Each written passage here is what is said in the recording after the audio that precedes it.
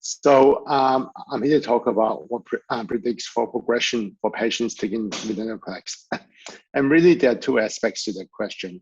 The first aspect are the clinical factors and the genetic factors that predispose a patient to progressing on venetoclax.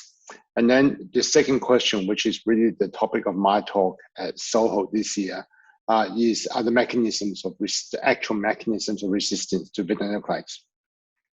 So let's talk about the features that are clinically associated with resistance to venetoclax, and those are probably the traditional risk factors in CLL. So we know from CLL14, which is a frontline study of venetoclax and obinutuzumab, that patients who carry a 17p deletion or those who carry an unmutated RGVH chain tend to be those patients who have got a shorter duration of response on a venetoclax-based therapy.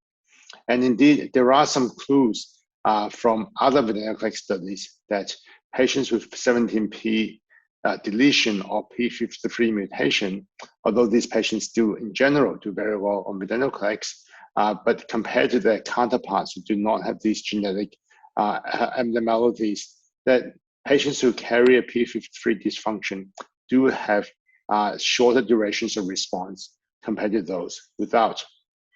And another feature that that supports this observation is in the MURANO retreatment studies, where some patients who have completed their treatment with venetoclax who went into good remission and then who relapsed, who were retreated.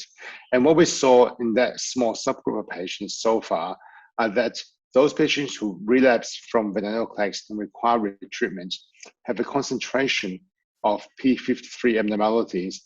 And if they carry a p53 abnormality on re-challenge to venetoclax, basically it is very difficult for those patients to achieve a MRD negative remission again.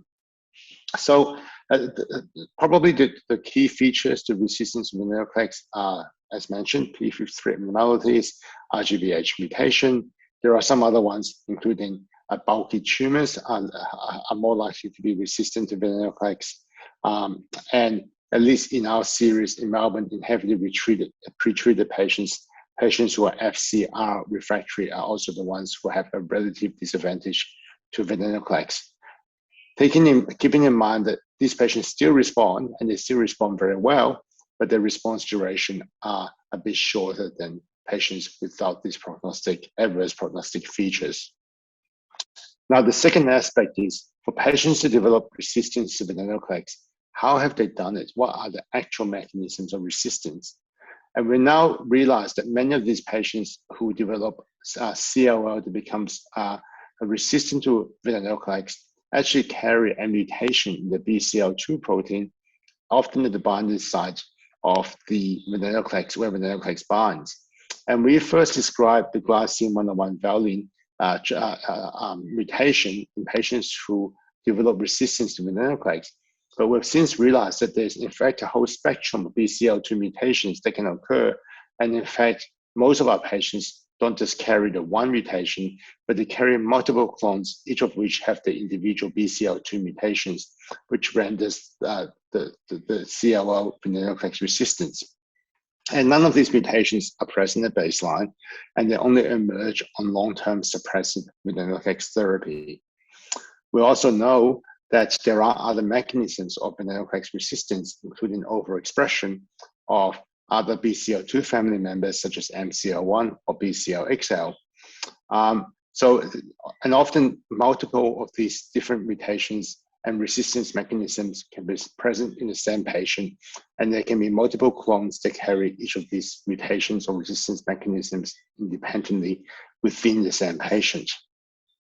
So we are in an interesting world. I think the fact that venetoclax therapy elicits the emergence of multiple clones with different mutations really speaks to the potency of the drug and how deep the inhibition is, and that the CLL cells have to develop many different ways to try and bypass the therapy. And I hope that answers the question. Thank you for your interest. And I look forward to seeing you at the next meeting.